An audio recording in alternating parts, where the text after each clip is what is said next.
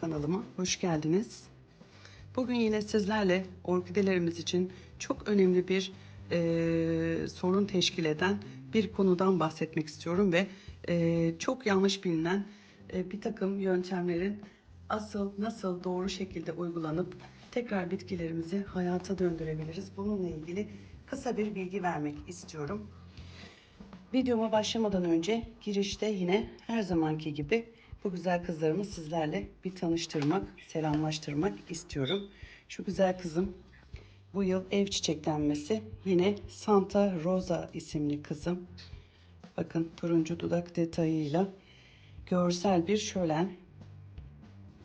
Yaprakları çilli gibi görünse de kokusu yok ya da ben alamıyorum. Kokulu bir tür değil ama muazzam güzellikte.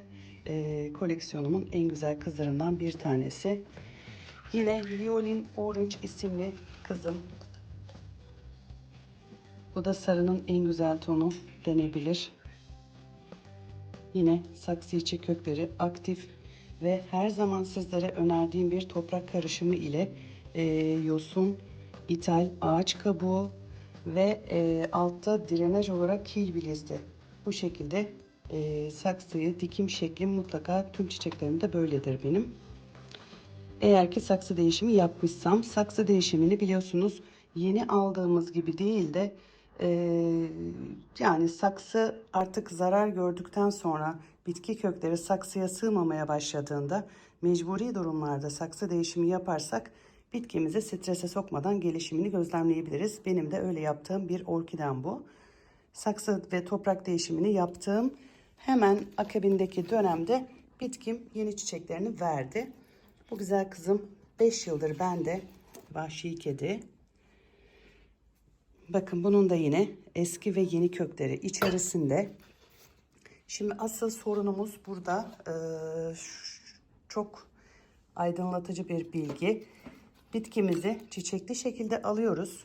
Ardından çiçek dönemi geçtikten sonra bitkilerimizi budamasını yapıp yeniden çiçeklendirmeye hazırlıyoruz. Şimdi bu gördüğünüz orkidemde onlardan birkaç tanesi ve havalar ısındığı gibi bakın yeni bir yaprak, önce bir yaprak çıkartıyorlar. Ondan sonra yeni kökler ve beraberinde çiçek dalı olmak üzere bakın çiçek dalı olan bitkilerimde bile benim şu an yeni çiçek dalları mevcut. Burada bizim yapmamız gereken bitkiyi eğer saksı değişimi yapamıyor isek, bitkimiz çiçek dönemi geçtikten sonra her seferinde yeniden yeni bir çiçek dalı verecek diye bir durum yok. Bu süreçte bitkinin kökleri, saksı içindeki kökleri çürüme yapabiliyor, çekilme yapabiliyor. Buna benzer durumlarda hemen panik olup saksı değişimi yapıyoruz. İşte ben tam da bu konuyla ilgili sizlere çok önemli bir metot göstereceğim. Bakın. Şimdi metodum, sizlere bunu gösterebilmem için elimde bir örnek olması gerekiyor. Benim elimdeki örneğim şu Çaça isimli bitkim. Bakınız, bitki görüldüğünde yaprakları gayet sağlıklı, yemyeşil, ışık alan bir konumda, besin takviyeleri ve sulaması düzenli yapılan bir bitki. Bakın saksının içerisini incelediğimizde yeni kökler, aktif kökler var. Aktif kökler demek zaten bitkinin çiçeklenme dönemine girdiği anlamındadır.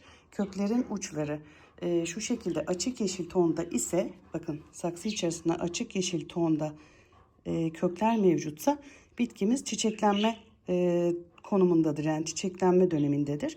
Bu bunu göstergesidir. Ama beraberinde yine çürümüş köklerimiz de var. Bazen bu durum tam aksi de olabiliyor. Benim bu kızım mesela çiçeklendi. Çiçek dalı verdi ama çiçek dalı vermeyip bitki kendini kapatıp çiçek dalı vermeyebiliyor. Yani köklerle çünkü mücadele etmeye başlıyor.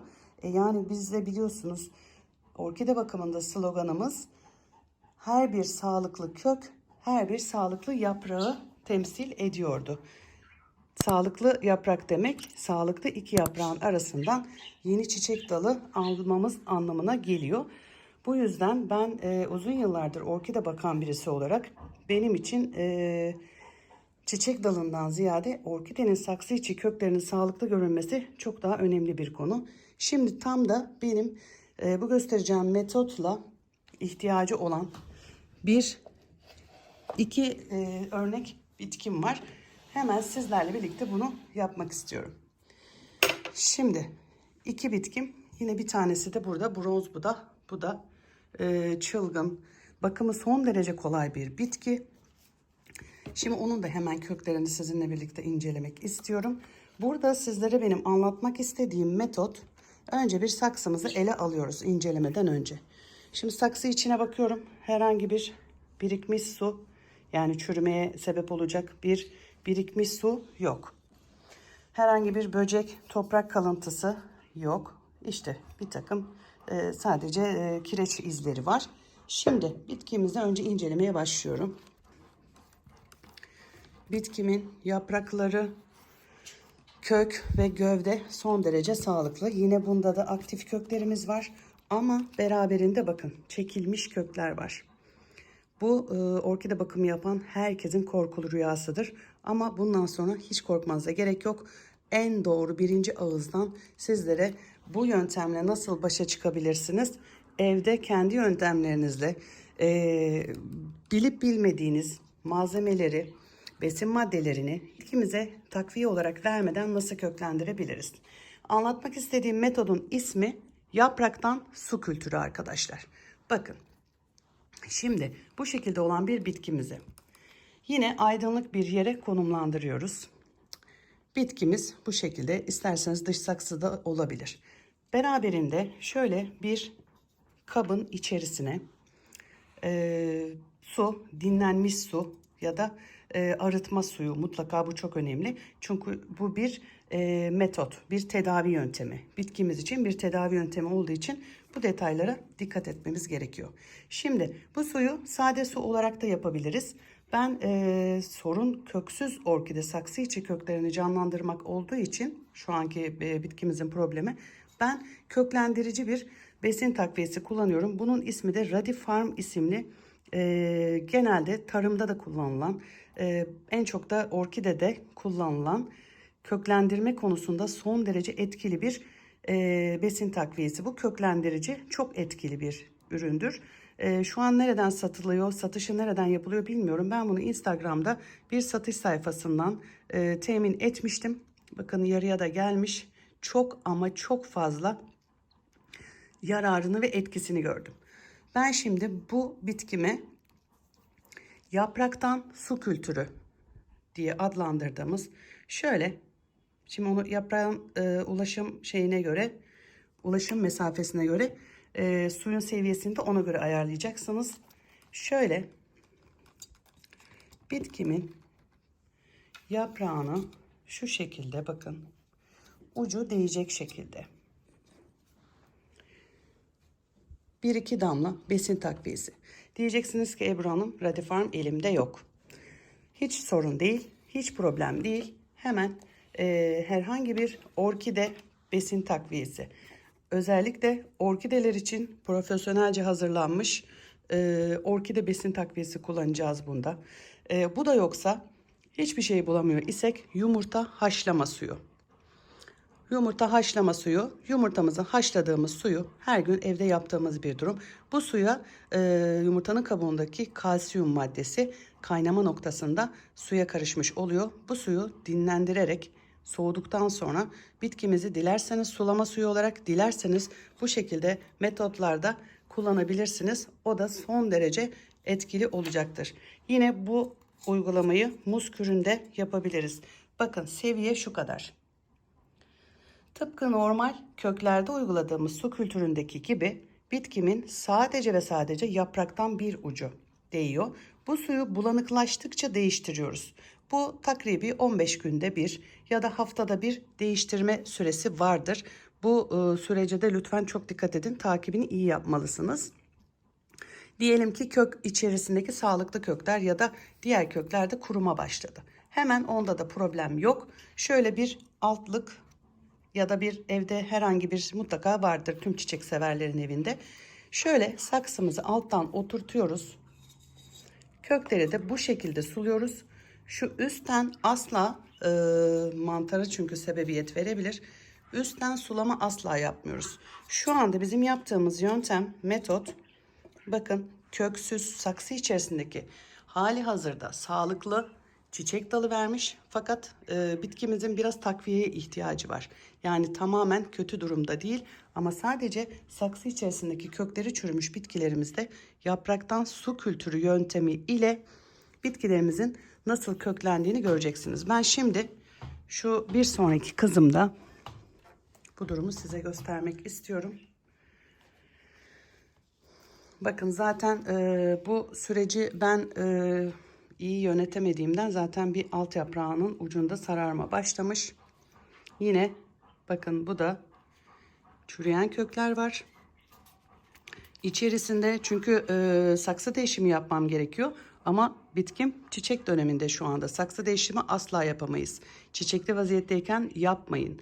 Yani çok bu konuya hakimseniz yapabilirsiniz. Takibini düzenli, toprağını, saksısını, işte tüm gerekli ihtiyaçlarını ben sağlayabilirim diye kendine güvenen ve bu konuya hakim arkadaşlar çiçekliyken de değiştirebilir. Şahsen ben değiştiriyorum. Ama şu an yeni başlayan arkadaşlarıma bunu tavsiye etmiyorum. Saksı değişimi yapmadığım için şu an mevcut toprağında çürümeler başladı. Şu gördüğünüz siyahlıklar budur. Herhangi bir böcek ya da mikroorganizma ya da bir zararlı saksının içerisinde yok. Bunu da nasıl anlayabiliriz? Bununla ilgili de size yine bir içerik oluşturacağım. Videomu şu an buraya kadar izleyen arkadaşlarım sadece bir saniyesini ayırarak kanalıma abone olup yorum ve beğeni yaparak kanalıma destek olursa bana yardımcı olmuş olursunuz. Yorumlar kısmında hangi il ve şehirden beni izleyip takip ettiğinizi, görüş ve yorumlarınızı bildirirseniz sizleri de tanımış olurum. Şimdi bu kızımı da aynı şekilde bir haftalık uygulama sonucu bakın çürüyen köklerle sağlıklı kökler aynı saksının içerisinde. Görüyorsunuz değil mi? Şimdi bu diğer çürümüş kökler kötü bir görüntü. Ebru Hanım işte onlar o şekilde kalacak mı derseniz bunları hiç sorun etmeyin. Zaten yeni ve sağlıklı aktif kökler çoğaldıkça saksı içerisinde o görmüş olduğumuz eski çürümüş kötü görüntülü kökler kendiliğinden yok olacak. Zaten kısa bir süre sonra da bu çiçek dönemi geçtikten sonra da yeni uygun bir toprağa ve saksıya bitkimin dikimini yapabiliriz. Şimdi bunu da yine göstereyim ben size. Nasıl yaptığımı. Saksı içerisinde köklerini kaybettiğimiz bitkilerimize yapraktan su kültürü metodu uyguluyoruz. Bakın su seviyesi şu, biraz daha az. Durum bu arkadaşlar. Söylediğim gibi su bulanıklaştıkça bu suyun değişimini yapmamız çok önemli. Çünkü yani bu uygulama ve metot sonuç vermeyebilir. Buna mutlaka dikkat edelim. Söylediğim gibi sade su ile de yapabiliriz bunu. Besin takviyesi, orkide besini, köklendirici, zirai, NPK ilaç, yani tamamen köklerden yapılan sulama, su kültürü yani köklendirme işlemini biz yapraktan yapmış oluyoruz. Yapraktan yapmamızın sebebi de çok daha çabuk sonuç alabilmek. Yani kesinlikle bu yöntemi sizlere garanti ediyorum. Mutlaka bu yöntemi denemenizi tavsiye ediyorum. Bu şekildeyken bitkimi şöyle cam önünde, hemen onu da göstereyim. Cam önünde aydınlık bir yere alıyoruz ve kesinlikle bulunduğu ortam çok iyi havalandırılmalı. Bu diğer bitkilerim için de geçerli. Tüm orkide bitkisi için geçerli. Orkidelerimizin bulunduğu ortamda mutlaka ve mutlaka bir hava sirkülasyonu olmalı. Ben kış aylarında bile mutlaka bulundukları odayı havalandırırım. Kesinlikle bir hava sirkülasyonu olmalı. Siz de bu söylediğim bu püf noktaları lütfen orkidelerinizde uygulamanızı tavsiye ederim. Bu söylediklerime dikkat ettiğiniz sürece kesinlikle ne bir kök kaybı ne bir dal kaybı, hiçbir şekilde sıkıntı yaşamamış olursunuz. Şimdi aydınlık bir yere koyuyoruz dedik. Orkidelerimizi çiçekleri geçtikten sonra bir de şöyle bir durum var arkadaşlar. Hemen akabinde hemen yeni bir çiçek dalı vermesini bekliyoruz ve bitkiye sürekli bir yüklenme, sürekli bir besin takviyesi. İşte bunu da asla önermiyorum. Bu da bitkimize bu vermiş olduğumuz besin takviyelerinin içerisindeki bazı metaller, mineraller, bazı besin maddeleri köklerde tuzlanmaya sebep olabiliyor. Yani bu kök çürümesinin çoğunluklu ağırlıklı nedeni bu arkadaşlar. Bitkimizi en az ve en az bir ay bir dinlenme sürecinde bırakmalıyız ki bitki tekrar gücünü toparlasın ve yeni çiçek dalı versin. Şimdi bir de şöyle bir soru var. Yine sizler de yorumlarda aldım. İşte Ebru Hanım, bir çiçek dalı olan bitkim ikinci sefer çiçeklendiğinde yine tek dal olarak mı verir? Hayır efendim, 2 dal da verebilir, 3 dal da verebilir, 4 dal da verebilir. Bu tamamen sizin bakımınızla, bitkinizi evdeki bakım şartlarınızla, evinizde doğru bir yere konumlandırmanızda tamamen doğru orantılı. Bu şartları sağladığınız sürece tek dal orkide olsa bile, yani bu tamamen bitkinin enerjisine kalmış bir şey. Doğru bakım ve doğru şartlar sunulduğunda bitki mutlaka karşılığını verecektir. 4 dal bile alabilirsiniz. Yine bir konu daha. Orkide işte senede kaç kez çiçeklenir? Şöyle bir durum. Bu da yine orkidenin tamamen kendisiyle alakalı. Mesela bakın, bu çok çalışkan bir tür. Senede 4 defa bile çiçeklenir. Bronz Buda bir Asyalı türdür. Ama bu Phalaenopsis türler senede 2 kez ancak çiçeklenir. Yani benim tecrübelerime göre bir Phalaenopsis, normal bir pal orkide. Genelde bunlar da yine yerli oluyor. Yerli üretim olduğu için senede 2 kez ancak çiçeklenirler. 3 kez de çiçeklenebilir. Senede 1 kez çiçeklenen bitkiler de var. Senede 1 kez çiçeklenenler genellikle şöyle tek dal ve minyatür bitkiler, senede 1 kez. Çünkü bunun sebebi de bitkinin güç ve performansı sadece bunu karşıladığı için minyatür orkidelerimiz, özellikle nadir ve özel tür orkidelerimiz senede 1 kez çiçeklenirler. Bence buna değer. Biz bakımını yapmaya devam edelim. Ve onları lütfen çok sıkıştırarak, besin yüklemesi yaparak bitkilerimize iyi bir şey yapalım derken lütfen onlara istemeden zarar vermenizi istemiyorum. Sizlere bugün açan bir kızımı tanıştırmak istiyorum. İsmini hatırlamıyorum bu kızın. Dikkat ettiyseniz ben bitkilerimde şu an destek çubuğu kullanmıyorum. Ama genelde kullanıyorum.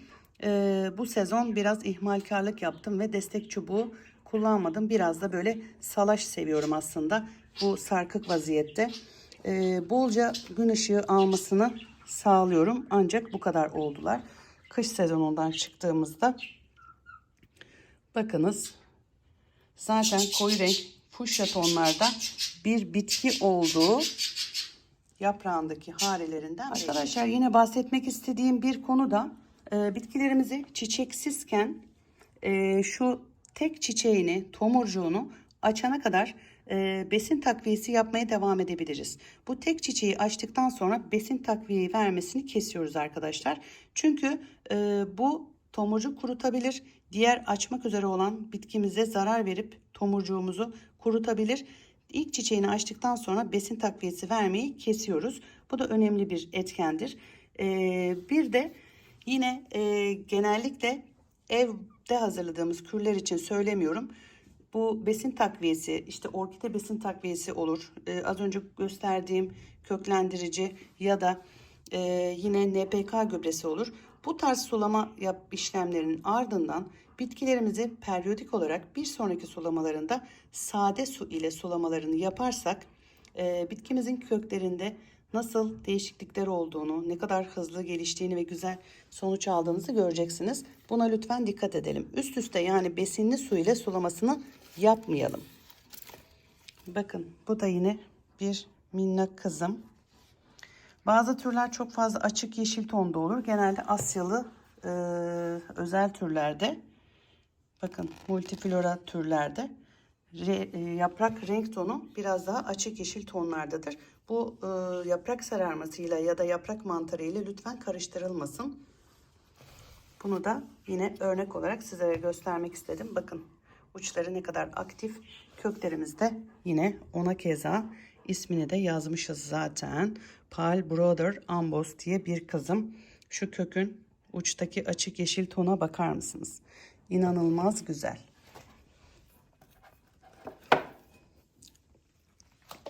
Bu da yine bakın Pal Sesame. Bu kızım da köksüz vaziyette, kötü bir durumdaydı. K2'sini oluşturdu. Hemen ardından bir de bakın çiçek dalı verdi. Tomurcuklanmaya başlamış bile. Köklendirme, saksı içerisinde köklendirme yaptığım kızlarımdan birisi. Tekrar edecek olursak şu altta bu suyu asla sürekli bırakmayalım. Çünkü hem üstten su kültürüyle bitkimizi sulamış olacağız. Hem yapraktan su kültürü uyguladığımızda bitki bu sefer yeterince havalanmayacak ve mantara davetiyi çıkartmış olabiliriz. Bu yüzden çok fazla zorlamayalım bu durumu. Sizler bitkilerinizi ne şekilde, hangi metotla sulama yapıyorsunuz? Bunu bana yorum kısmından bildirirseniz sizinle birlikte hareket etmiş oluruz. Kanalıma abone olmayı ve yorum ve beğeni yaparak kendinizi göstermeyi unutmazsanız çok sevinirim. Şu güzel bronz budak kızlarım, kokusunu size anlatamam. İnanılmaz güzel bir kokusu var. Şu an tüm odayı muhteşem şekilde kokusunu salmakla meşhur bir kız. İnanılmaz güzel bir kız. Bakın şu hava köklerini de yine göstermek istiyorum size. Bakın yine bu da yapraktan su kültürü yapmam gereken bir bitkim. Bunlar genelde hepsi yaşlı ve eski bitkilerim. Hemen bunu da şöyle aynı suyun içerisine şöyle koyabiliriz. Herhangi bir yaprak olması yeterli. Şöyle uçtan suya yaprağın değmesi yeterli arkadaşlar. Yapraktan su kültürü metodu saksı içerisinde kökleri çürümüş bitkileriniz varsa kesinlikle en fazla 15 gün içerisinde sonuç alabileceğiniz bir yöntemdir. Hem de sıfır risk. Yani var olan köklere zarar vermemiş oluyoruz. Hem de yeni kökler yapraktan almış olduğu besin takviyesiyle çok kısa bir sürede bitkimiz kendini toparlıyor. Hatta çiçek dalı verip bitkimiz çiçeklenebiliyor bile. Bu yöntemi kesinlikle denemenizi tavsiye ediyorum. Ben son kez bitkilerimi sizlere şöyle gösterip videomu kapatmak istiyorum. Umarım faydalı bulmuşsunuzdur bu bilgileri. Bakınız. Hepsinde bir renk cümbüşü. Yine şu kızım da minyatür bir tür. Bakın bunun da yine saksı içerisinde. Bu da yine yapraktan su kültürü yaparak yeniden yeni kökler alamam gereken bir bitkim. Ama şimdilik keyifleri hepsinin iyi görünüyor.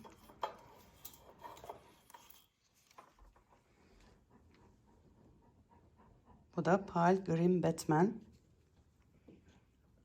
Bakınız.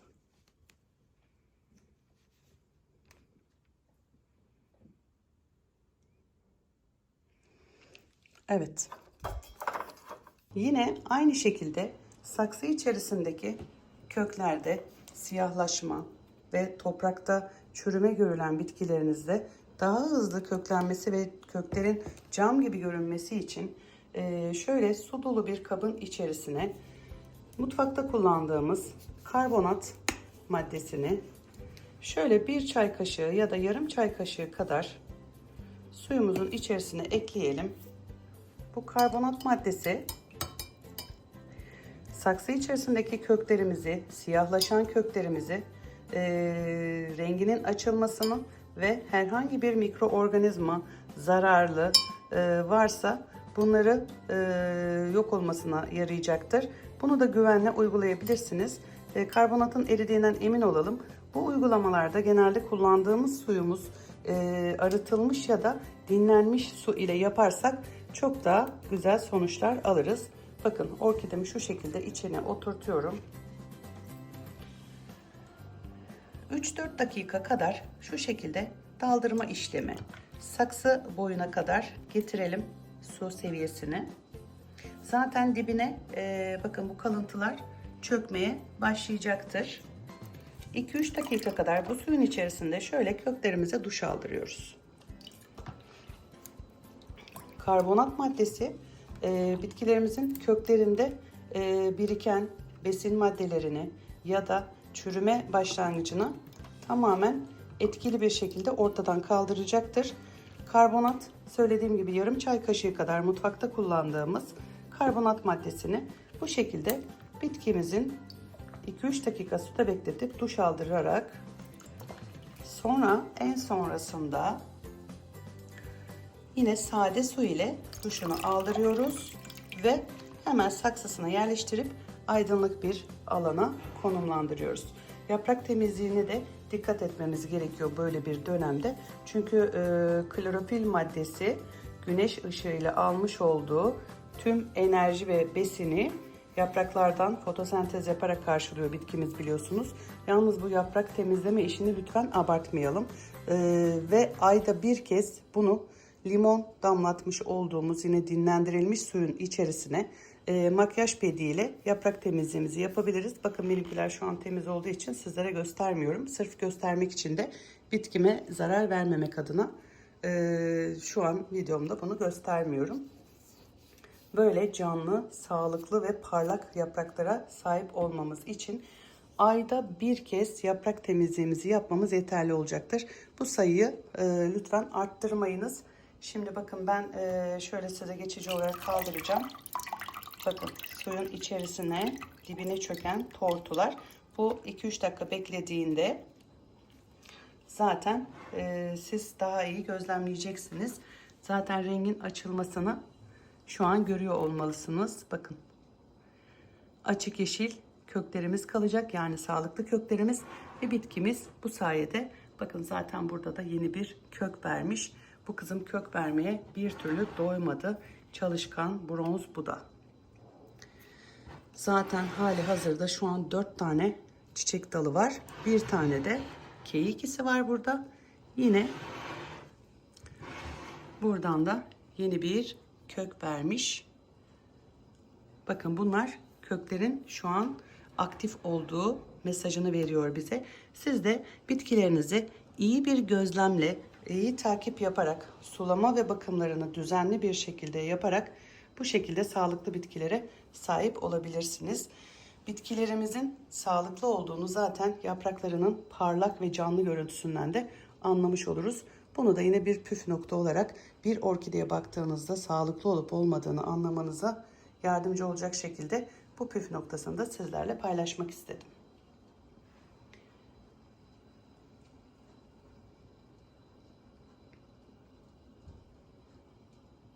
Bu videoluk benden bu kadar.